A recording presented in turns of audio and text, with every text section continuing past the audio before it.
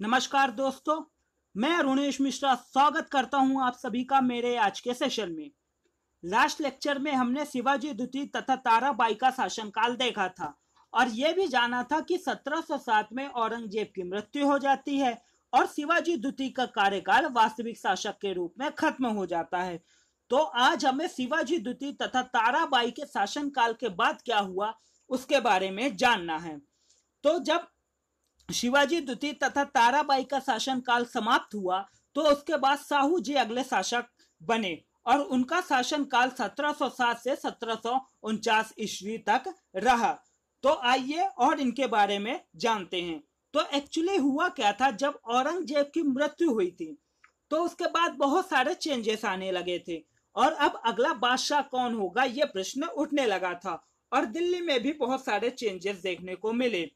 और इसी बीच क्या हुआ, जो औरंगजेब के बच्चे थे उनके बीच में सत्ता को लेकर संघर्ष चालू हो गया और फाइनली 1707 ईस्वी में औरंगजेब की मृत्यु के पश्चात बहादुर शाह प्रथम मुअज्जम अगला मुगल बादशाह बनता है।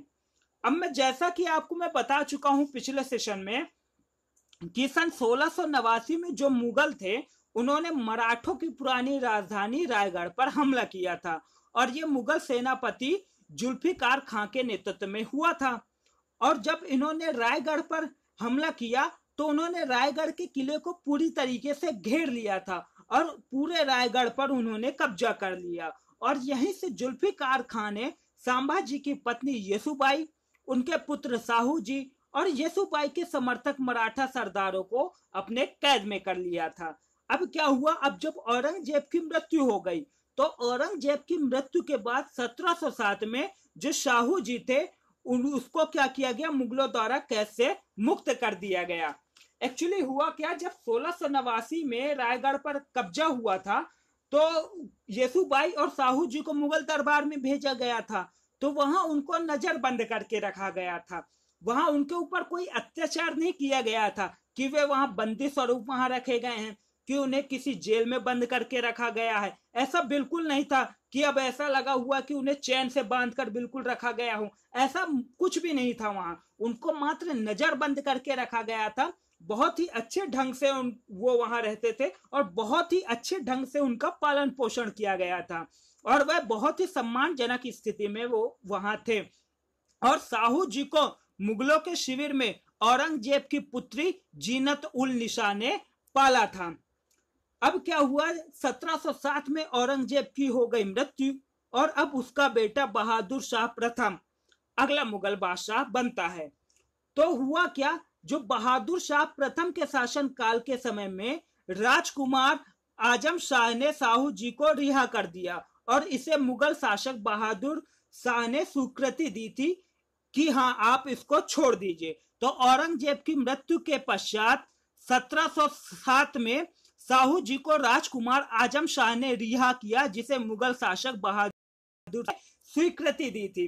मुगलों को ऐसा सोचना था कि यदि हम यहां से साहू जी को मुक्त कर देते हैं तो वो अपने क्षेत्र दक्कन में वापस जाएंगे और वहां जाकर अपनी सत्ता को वापस मांगेंगे।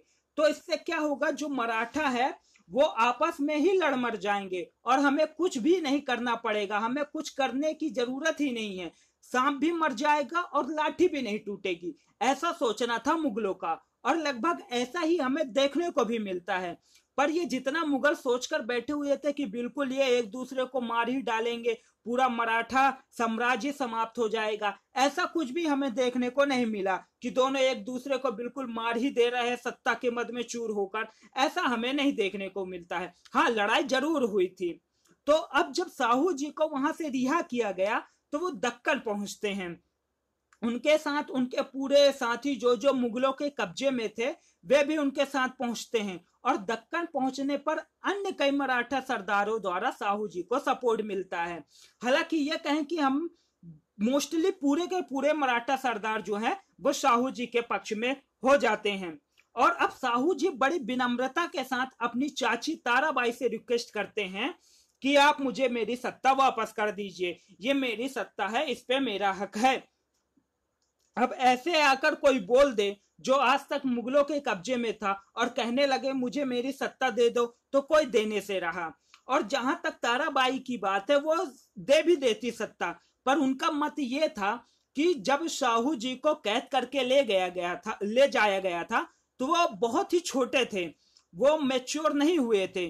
तो उनकी मेच्योरिटी कहाँ हुई? मुगलों के शिविर में हुई, और वो कम से कम 17 वर्ष तक मुगलों के शिविर में थे।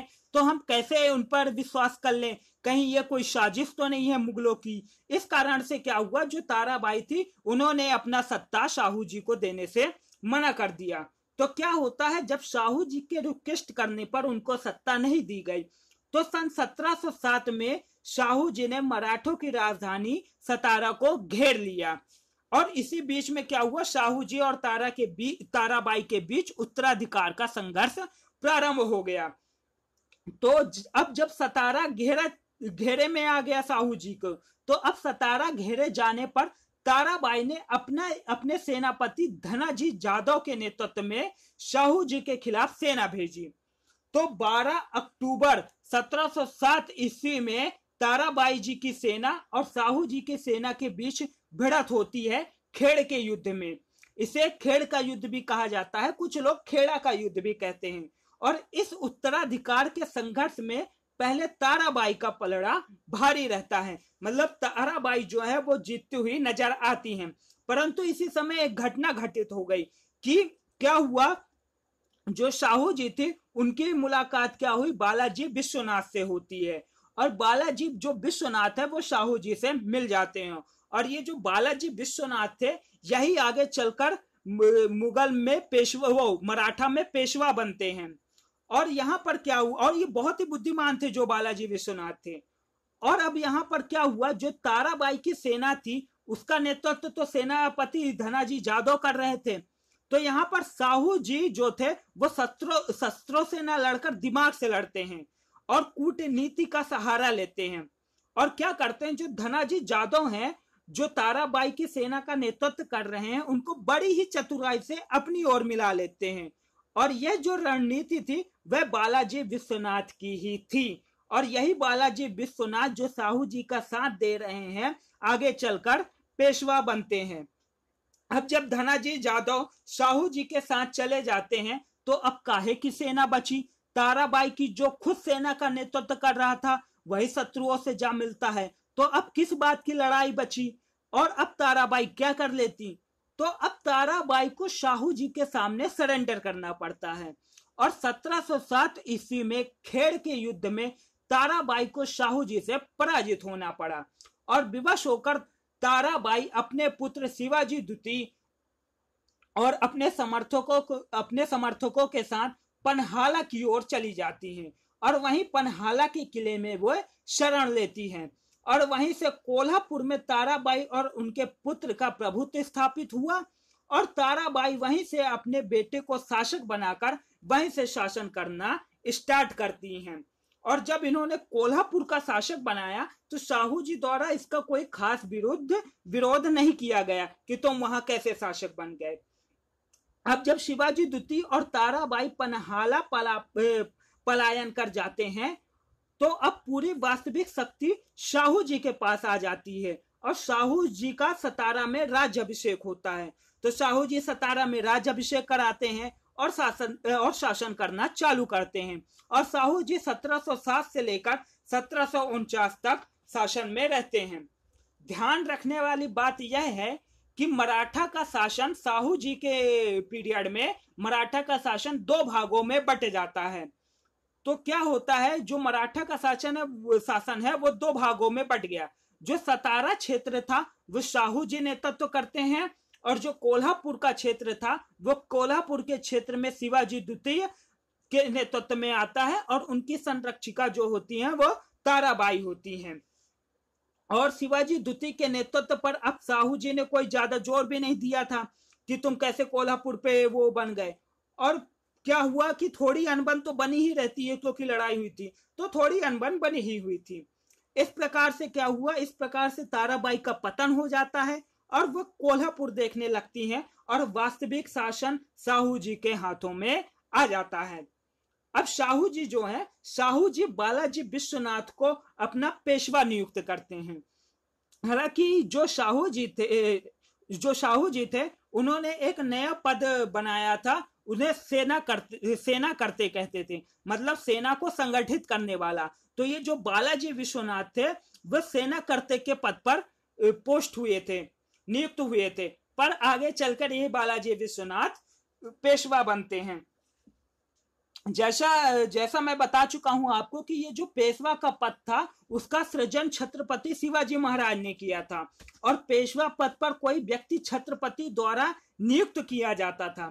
पर अब शाहू जी के शासनकाल में यह पेशवा का पद वंशानुगत बन जाता है, अर्थात अब सांभा जी जो अब अभी जो पेशवा है उसकी मृत्यु के बाद उसका पुत्र अगला पेशवा होगा। मतलब अब छत्रपति जो है वो हर बार पेशवा को नियुक्त नहीं करेगा, और अब यह पद पैतृक हो गया। शिवाजी के शासन काल में यह पद इतना प्रमुख नहीं था जितना अब ये शाहू जी के शासन काल में हो चुका था, और इनका बढ़िया से शाहू जी का शासन काल चलता रहता है। इसी बीच क्या होता है, सन 1714 में क्या होता है, शिवाजी द्वितीय के हाथ से सत्ता संभाजी द्वितीय के हाथों में आ जाती है। एक्चुअली हुआ क्या था, जो राजा राम की दूसरी पत्नी राजस बाई थी, उन राजस बाई के पुत्र संभाजी द्वितीय थे।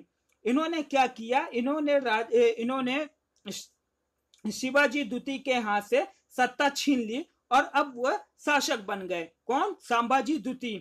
और क्या हुआ, जब ये संभाजी द्वितीय शासक बन गए तो इनकी हैदराबाद के निजाम के साथ बढ़िया बातें चलने लगी, और ये अब सोचने लगे कि कैसे शाहू जी को हटाया जाए। तो इसी बीच क्या हुआ, सन 1731 में वारणा की संधि होती है संभाजी द्वितीय और शाहू जी के बीच में।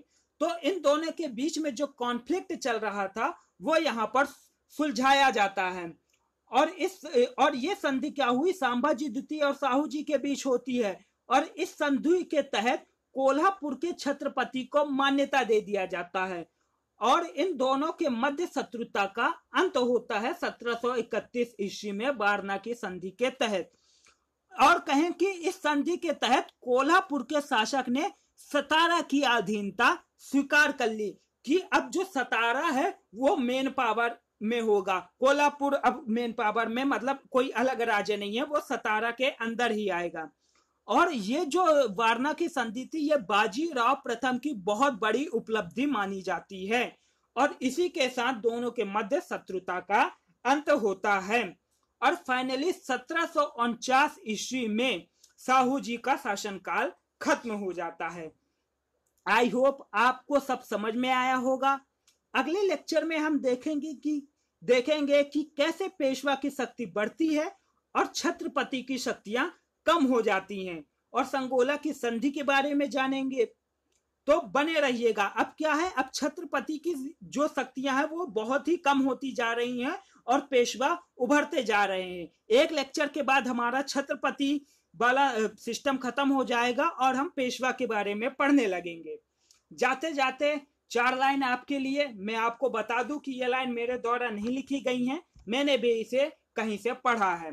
तो सुनिएगा कि हौसलों के तरकश में कोशिश का वो तीर जिंदा रखो, हार जाओ चाहे जिंदगी में सब कुछ, मगर फिर से जीतने की उम्मीद जिंदा रखो।